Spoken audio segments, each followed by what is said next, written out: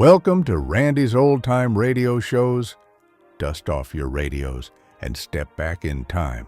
Tonight, the heroes, villains, and thrilling stories of radio's golden age come alive just for you. Tonight, you're about to cross the threshold into the shadows of the ordinary, where voices from the past still whisper and every creaking door hides a secret. This is the CBS Radio Mystery Theater, where suspense never sleeps, the unexpected waits in the dark, and mystery is only ever a heartbeat away. The CBS Radio Mystery Theater presents...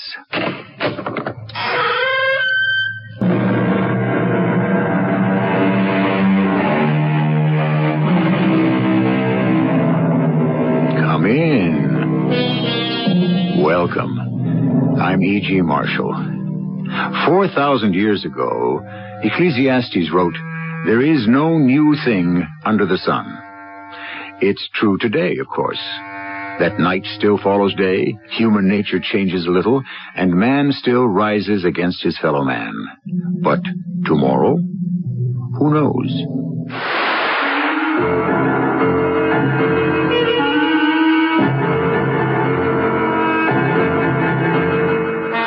Our mystery drama, Stand In for Murder, was written especially for the Mystery Theater by Ian Martin and stars Paul Hecht and Terry Keane.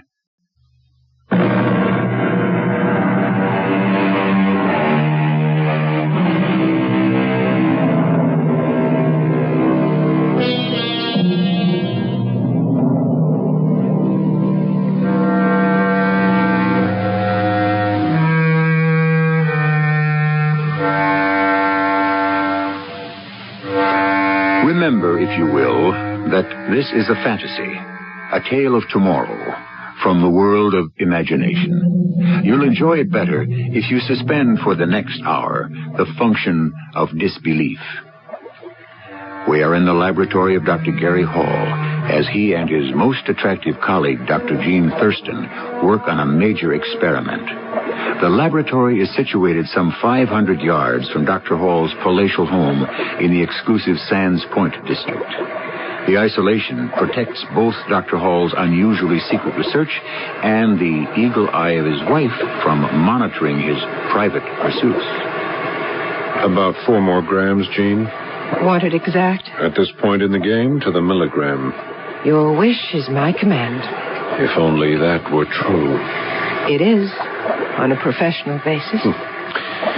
That's not what I meant. I know. But you are still married. Forever and ever, till death do us part. What is her hold over you? Phyllis? Perhaps just my conscience? Or that you still love her? I never loved her. Oh, that's what I want to believe. You can't. It's the truth. Oh, Gary, I should get away from you. We're just whipsawing each other to death like this. Because conscience does make cowards of us all? What does that mean? It means I haven't the guts to break off a relationship that means nothing to me. Why not, Gary? If you could just explain why. That's the cyclotron. Turn it off. Yes, Gary.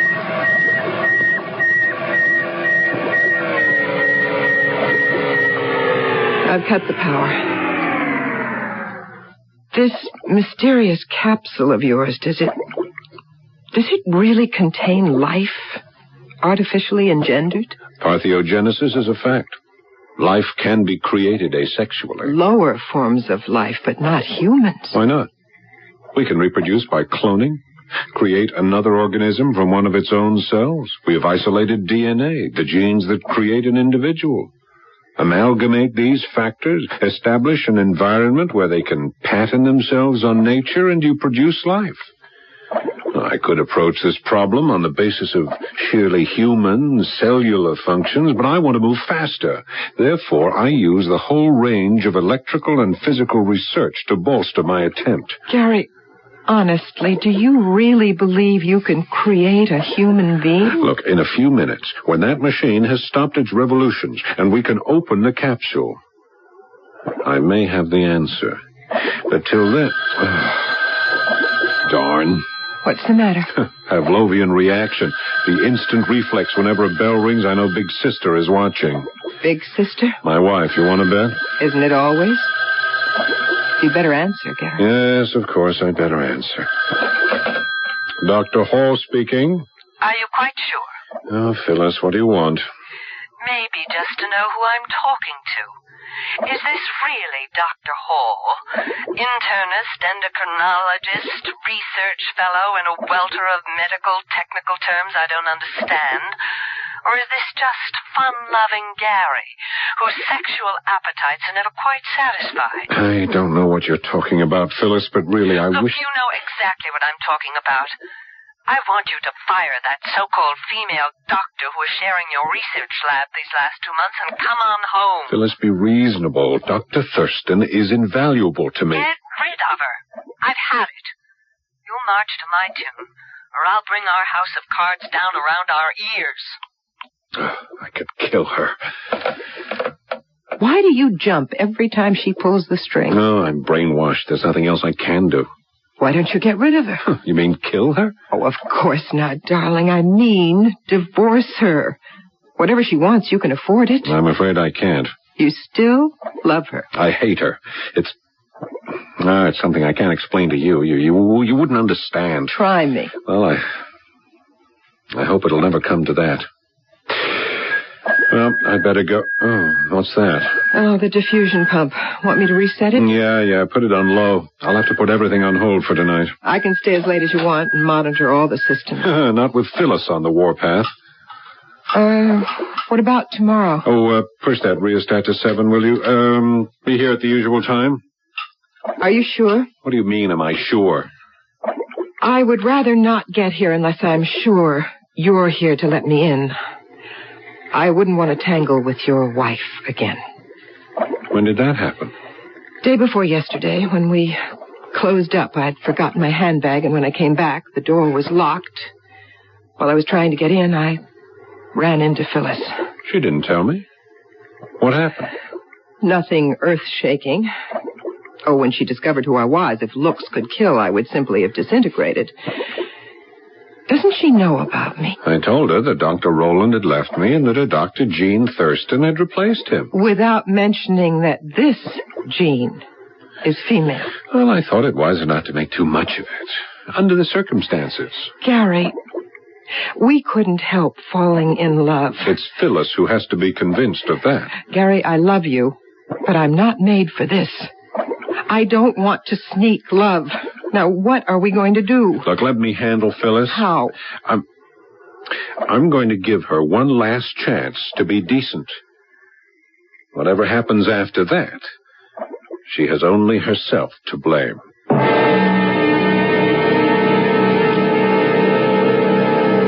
Did you fire her? She's gone. That isn't what I asked. I want to know if you fired Oh, her. for Pete's sakes, Phyllis, I can't just fire an associate like that. I'm in the middle of the most demanding experiment of my life, and I need her assistance. I'll just bet you do. But you're not going to have it anymore, Gary. The experiment is over. What does that mean? It means no more games. The affair is kaput. There isn't any affair. Don't lie to me. I'm not. I want her out of your life. Or else. Or else what? Or else I tell the truth. No one would believe you. I have your confession. I could claim it was a forgery. Even if it were. An exhumation would prove you poisoned her. Oh, look, don't be a fool. My mother's been buried for over 5 years. Frozen dutifully by her loving and obedient son, according to her wishes, in a cryogenic coffin. Which also, according to her wishes, is not to be opened until the year 2100. Unless the police have enough evidence that she was poisoned. Which they'll discover when they read the letter of confession you wrote and signed and gave to me. Oh, this is crazy, Phyllis. You'll make yourself an accessory, at least after the fact, if you get me indicted. I'm willing to risk it, if it's the only way I can hang on to you. Well, why do you want me? You know there's no love between us, no life. What's it worth to you? Oh, a great many things, Gary. Position, your name, wealth, all the things I grew up without. All the things I intend to hang on to. and give you no chance to take away from me. You'll take it without love? If I have to, yes.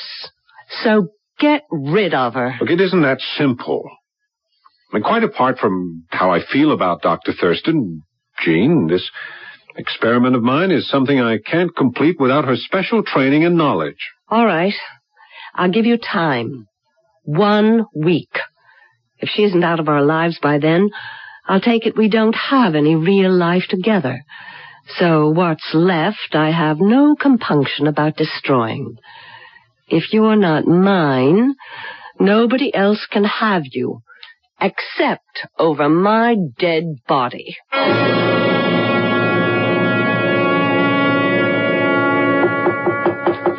Who is it? It's Jean, Gary. Okay, just a minute.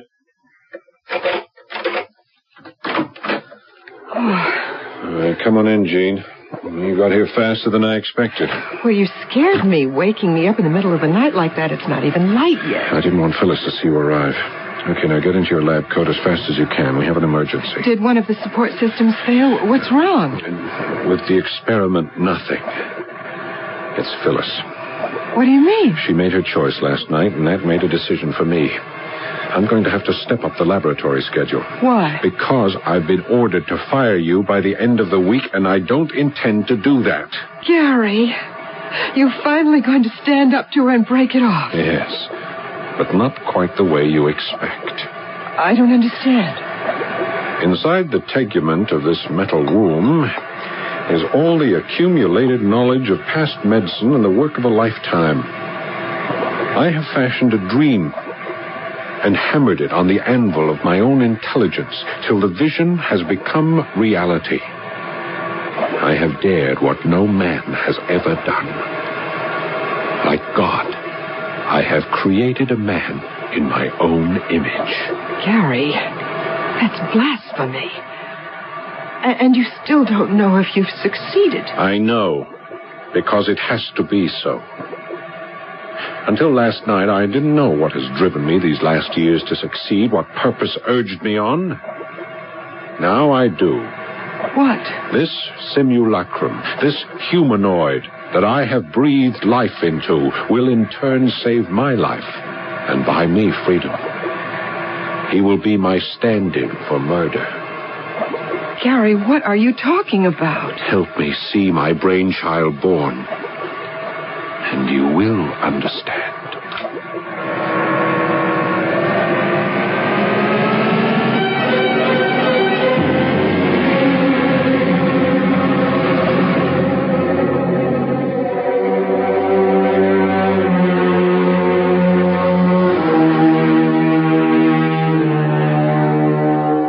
Dr. Hall crosses towards the large, coffin-shaped iron lung that dominates the laboratory.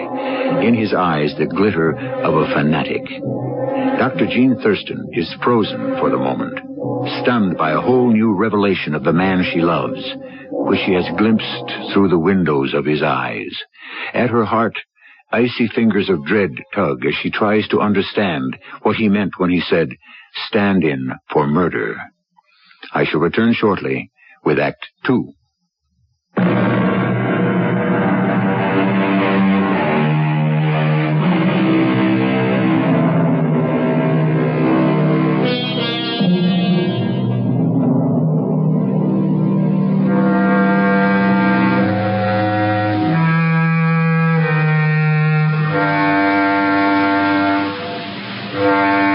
The story of man is the search for perfection in all fields, good or evil, sacred or profane.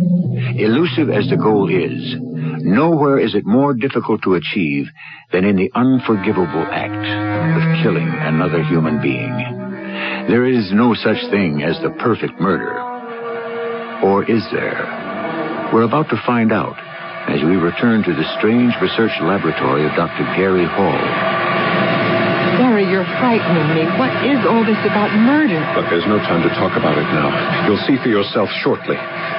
Adjust the exhaust from the suction pump. I'm going to drain off the amniotic fluid. You're going to take him out of the capsule? That's right. But it's too early. Aren't you at least a week ahead of schedule? The extra time was just a precaution. I can't afford the luxury anymore. But... Come on, Jean. Don't argue with me. There's no exact moment for my changeling to be born. At best, that's always been an educated guess. I'm glad it's been made for me. Is the exhaust attached? Yes. Well, here goes. Is it draining freely? Yes. Good. Now get over to the control panel. As soon as we've emptied the chamber of fluid, we'll want to build up pressure inside to force the body out. It's exactly like a birth, isn't it? Then why not? A man is about to be created. A man? In my own image. Gary, aren't you afraid? Turn on the compressor. All right. All right. Help me bring the surgical table over. Where do you want it? Here. Now, line it up with a sphincter lock on the capsule. Once the air pressure builds up high enough, it will eject the body. How's that? All right, that's good. Now, stand by to ease him into position on the table. Will he be alive? Comatose. Catatonic. This is only the shell. The real man we have to build in what time we have left. Okay. That's it. I'm going to open the lock gate. Guide him. Come on, get his other arm. I have him. Turn off the compressor. Right. Okay, you can shut down all the other systems, too. All right, I've got to.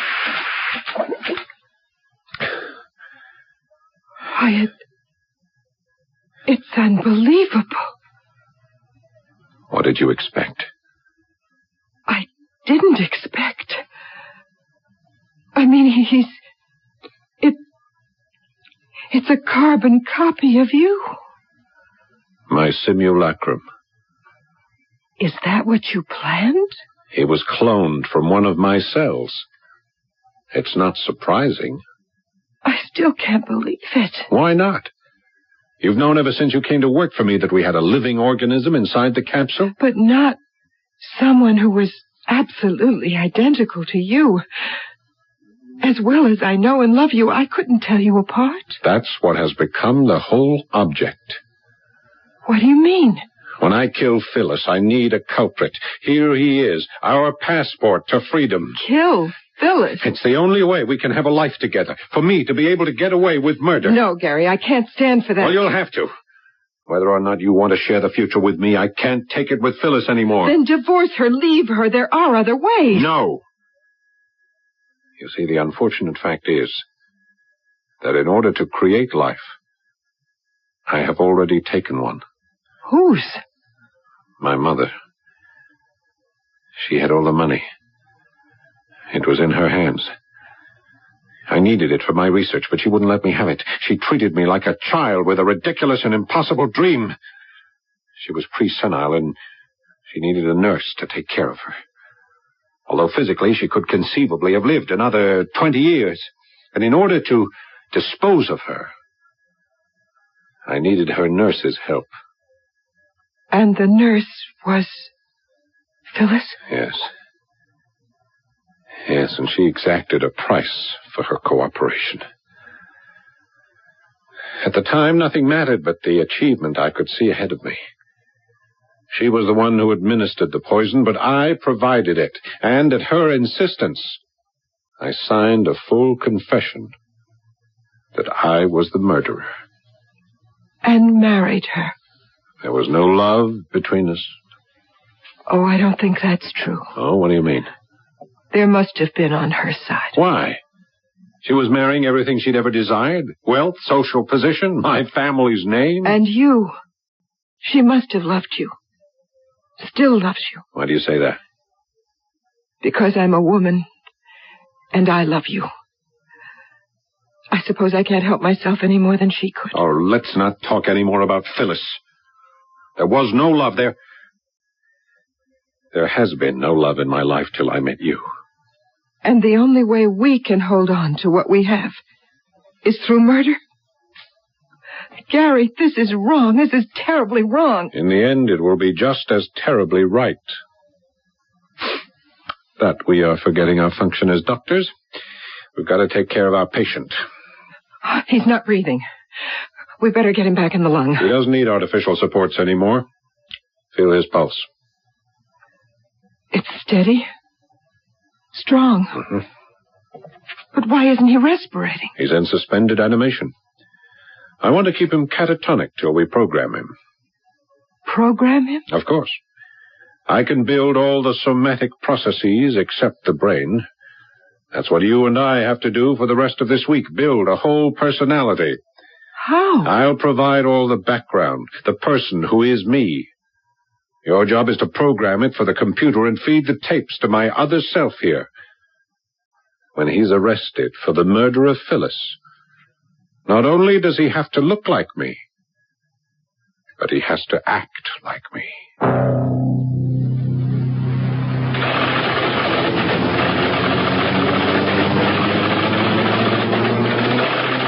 My name is Gary Miles Hall. I was born February the 4th, 1938. The only son of Elizabeth Biddle Gansevoort and Averill Hall. My father was the last of a family of 4, all boys, each of whom predeceased him and left no heirs.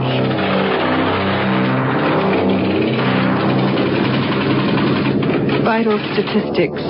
Height, 5'11". Weight, 183. Hair, dark brown. Eyes, brown. Distinguishing marks, none. Intelligence quotient, 164. Shirt size, 16 neck, 33 sleeve. Suit, 42 regular. He's been fed all the data? Everything. History, vital statistics, emotional profile, a full chronology. Good. And we're ready to take the final step. Get me those microwave terminals while I take off the radio headset. He won't need that anymore. Might as well get him used to the live human voice. Here are the terminals. Want some lubricant? Yes, I don't want to burn him. I wonder, will he be able to laugh, to be sad, to love? Could he reproduce? Well, it's a pity, since I put all the best of me in him and none of the worst that he won't ever have a chance to find out.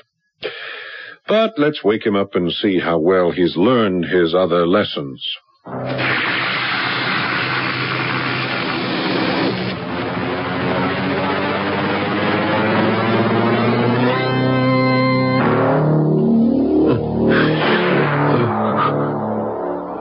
Are you all right? Can you hear me? Yes. I can hear. Can you sit up? Yes. I can sit up. What is your name? My name is Gareth Miles Hall. My friends Call me Gary. Who are you? I am a doctor, but I no longer practice medicine.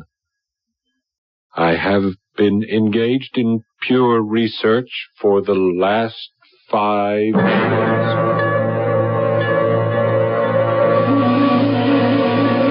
I have for a long time been very unhappy with my wife. Matters have recently come to a head because I am in love with my colleague and associate, Dr. Jean Thurston. But my wife refuses to give me a divorce so that I can marry her. Yes, and what? Go on. I don't know anymore. You didn't tell him the rest, Jean? I couldn't, Gary. I just couldn't. Yeah, well, perhaps it's just as well, till the last moment. All right, my alter ego, you've been talking for almost 2 hours. I'm sure you can use a rest. Roll up your sleeve, please. What are you going to do? I'm going to give him an injection. See he gets a sound sleep. Tomorrow's going to be a big day for him. Big day for all of us. Do I have to go to sleep? Well, don't you want to? I want to look at you. I love you. Gary, I mean, I don't know what to call you. Why not Gary? That's my name, isn't it? Yes, but it's so confusing.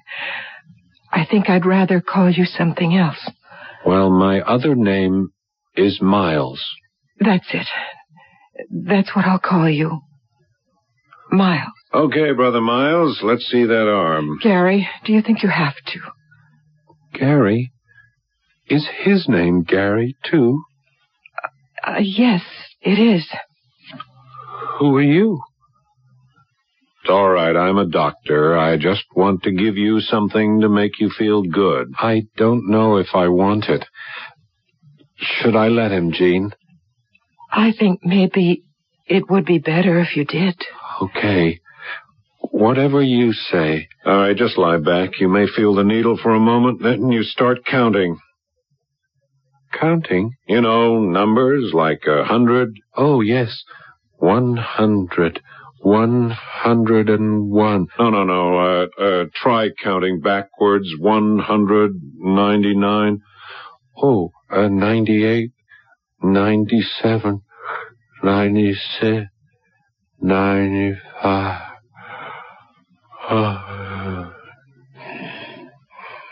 Good. He's out. Well, we'll keep him under wraps till tomorrow when he's needed. Tomorrow? You're planning to kill Phyllis tomorrow? Yep. It might be wiser to kill my alter ego, too. Suicide pact. Gary, you can't go through with this. I got to go through with it. I've spent the whole week setting it up. I have 2 suitcases full of cash ready to go in your car trunk. Enough for us to live like royalty the rest of our lives. And we leave in your car right after the deed. I have tickets for Mexico. We pick up new passports and identities there. We travel for a year. I'll grow a beard. Nobody will follow us or check on us. It's the perfect murder. Murder's plural now. My simulacrum. He's not a man. He's a machine. I don't see how you can even contemplate it. It's like murdering your own child. That's nonsense. I can always build another one. Jean, I want my freedom. And I mean to have it, no matter what the cost. Nothing, no one is going to stand in my way. Now, don't force me to make you a victim, too.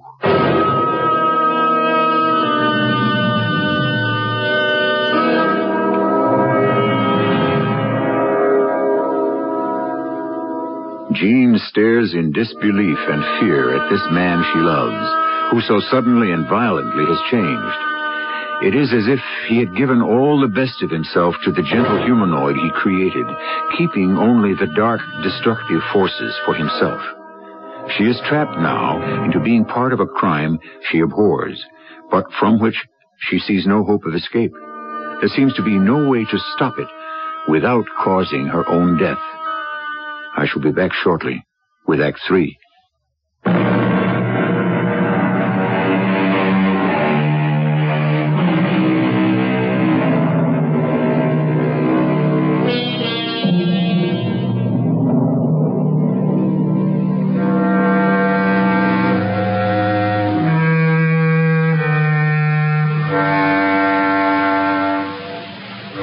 After a long, sleepless night, her eyes grainy and smarting, Jean Thurston has arrived for the last time at Gary Hall's laboratory. She seems listless and drained, ready to acquiesce in all his plans. Obediently, she listens to his instructions and answers all his questions. You paid the rent on your apartment? Told them you'd be gone for at least 6 months? Yes, Gary. Good. You have everything you'll need in your car. Yes, Gary. How are you going to kill her? The simplest way possible. We have a gun I got for protection against prowlers, a .38. It's upstairs in the drawer between our beds. It's the servant's day off, all except the butler. I'll send him on an errand as soon as I get back, and I'll shoot Phyllis. After that's done, you can bring a robot over, shoot him, and leave the gun on the floor beside them. But it will have your fingerprints on it. Of course, that's part of the plan. Along with everything else, his are identical with mine. I've checked that out. Then what? Well, then the servants come back. One or another of them discovers the double tragedy. We are safely gone with no one on our trail. A perfect murder. Gary, there's no way I can make you reconsider? No, there's no way. I never knew I ached for freedom so desperately until now that it's within my grasp. So don't try to deny it to me, Jean.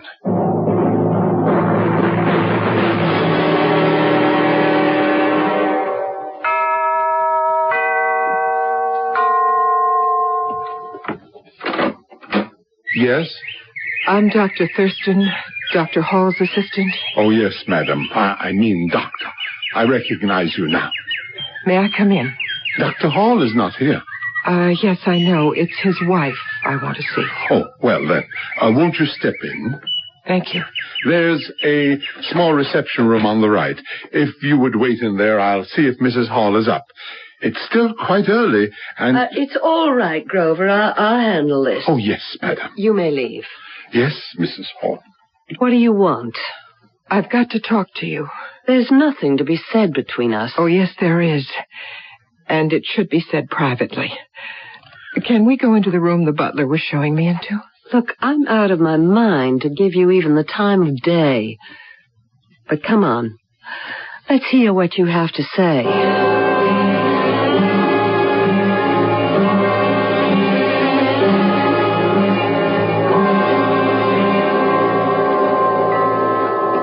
Well? Do you seriously expect me to believe all this nonsense about my husband planning to murder me? Why? Because you won't give him his freedom to marry me. And you're here to tell me that if I don't make that possible, he's ready to kill me? Yes. Why did you come and tell me all this? Because I don't want to be party to murder. Even one we could get away with. I don't want the man I love to be party to it. Because I know it would hang around our necks for the rest of our lives. So you're the angel of light, all shining virtue. Well, I don't believe a word of it. All right, I'll prove it to you. How? Do you know where Gary is now? Well, as a matter of fact, I do. He just called me from the bank. You're sure he was there? Of course. Mr. Wilson, the vice president, was sitting right next to him. That's all I need to know. Let's go to the laboratory right this moment. And let me show you something.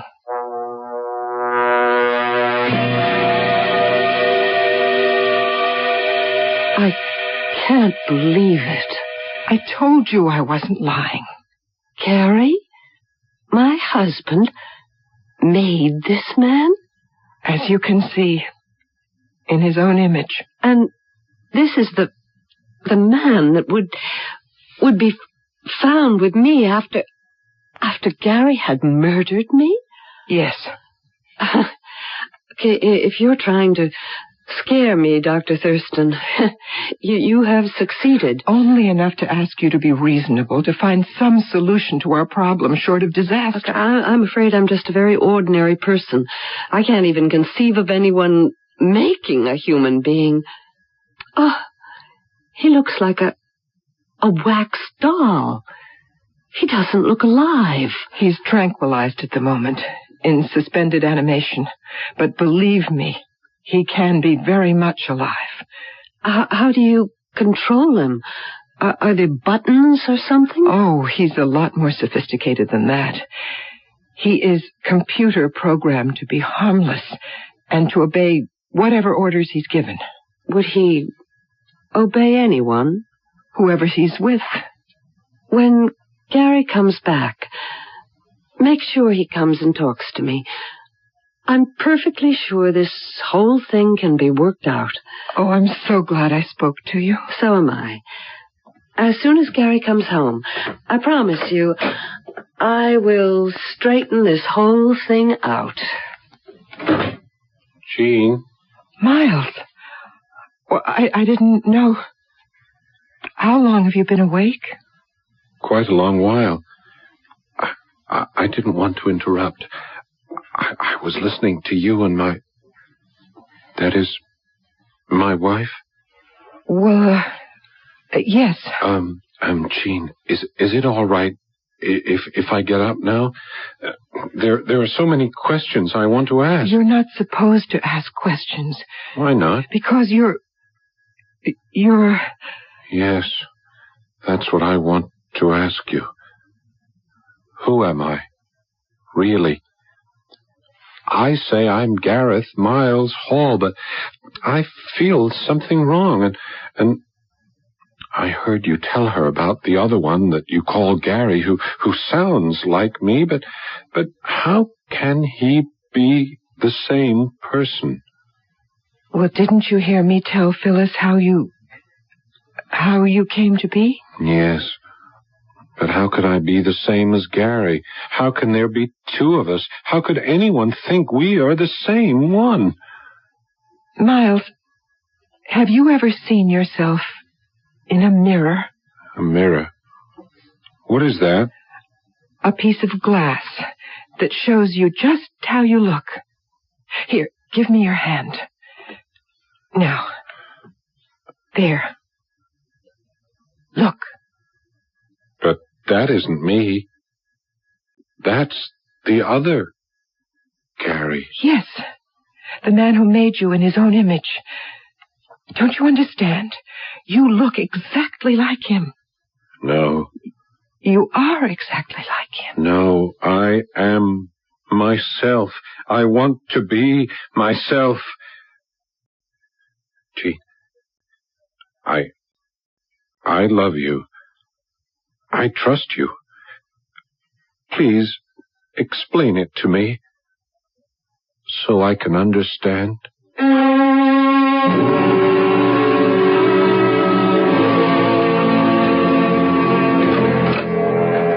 Phyllis, what are you doing up here in the bedroom? Waiting for you, Gary. Why? I see most of your favorite clothes are missing from the closet in the bureau. I thought perhaps you were planning to go somewhere. Well, as a matter of fact, I am.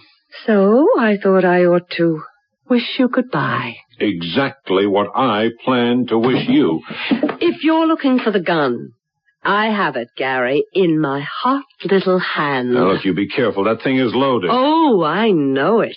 I made sure of it, just as you did. What do you mean? Your doctor associate came to see me and laid out your whole miserable fantasy.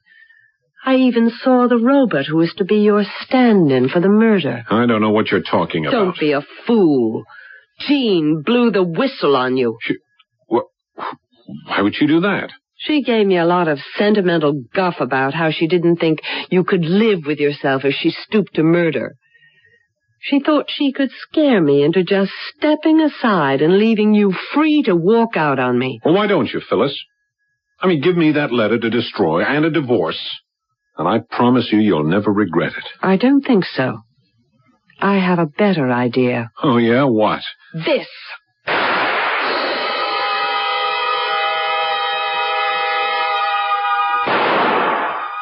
What was that?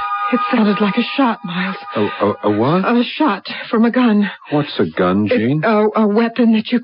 No, there's no time to explain. It came from the direction of the house. Come on. I hope it's not too late. We've got to get there as fast as we can.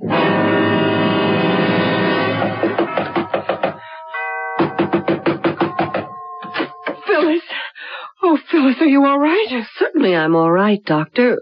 Won't you and my husband come in? Husband? Where's Gary? Upstairs, in the bedroom. I just shot him. With this. Oh, good Lord. I've got to go to him. It won't do any good. He's quite dead. But why don't I take you both upstairs so you can see for yourself? Why? Why did you do it? I gave him his own medicine. It was what he planned for me. But he wouldn't have gone through with it. Oh, don't you ever believe it. Gary knew the only way I'd ever let anyone else have him was over my dead body. I was silly enough to tell him that myself. Fortunately, I wasn't the only one silly enough to open my mouth. You mean me? Yes. You were foolish enough to outline Gary's plan for the perfect murder for me. I saw right away how I could get away with the same. Since Gary had split himself like an amoeba, I had one too many husbands. So I decided to dispose of the one I couldn't handle. And what do you expect to do now? You and my brand new husband here are going to help me bundle Gary's body in the car. We'll tie some weights to him and drop him in the old quarry at Peterson's Corners. He won't be missed. What are you going to do about me? Get you out of my life at last. That won't be so easy once I go to the police. Accusing me of murdering my husband when he'll be standing right beside me? You think they'll swallow your wild yarn about Gary creating a monster like Frankenstein? They will when I show them Gary's notes and let them hear the tapes he prepared to program Miles. Miles? Yes. That's Jean's name for me. I like her to call me that.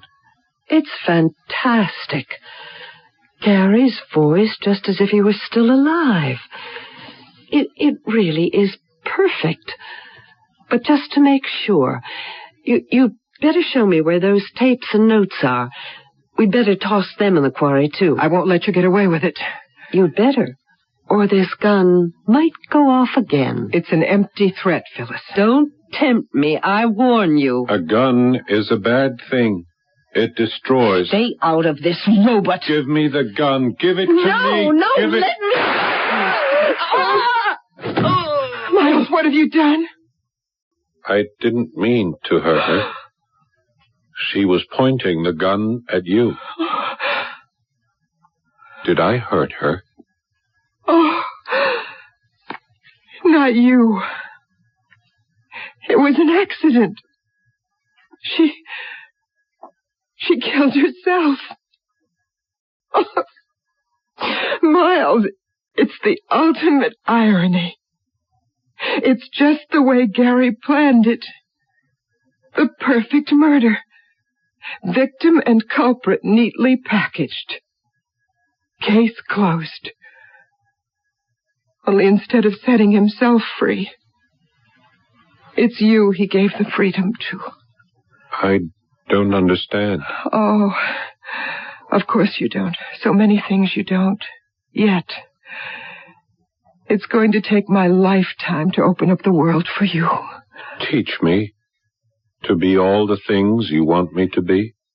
I won't have to. He said that he'd put all the best of himself into you. And that was the man I loved. I think I'll start calling you Gary. If you wish. Yes. Because then it will be as if he never really died.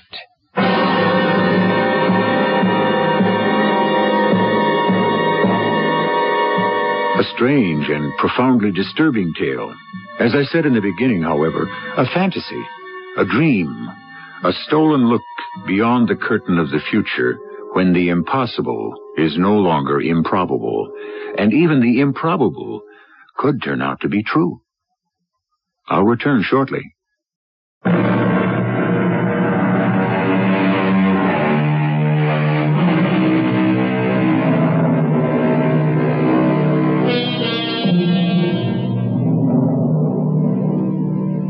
What happened to Jean and Miles, or Gary as she prefers to call him? Well, they drove off in the car with the money in the trunk and the travel tickets, and no one to follow or care where they went. So we don't know. We can't know, because this is a tale of tomorrow, and it hasn't happened yet. Our cast included Terry Keane, Carol Teitel, and Paul Hecht.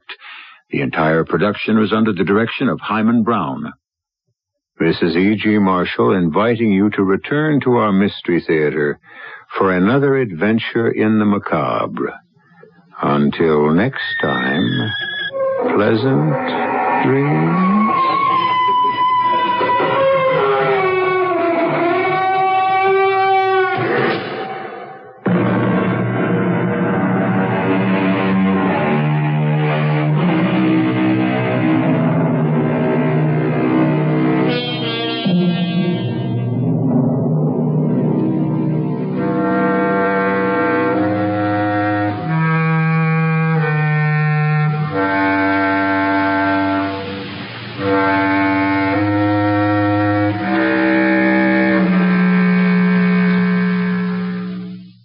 Well, folks, the clock is running out on another episode here at Randy's Old Time Radio Shows.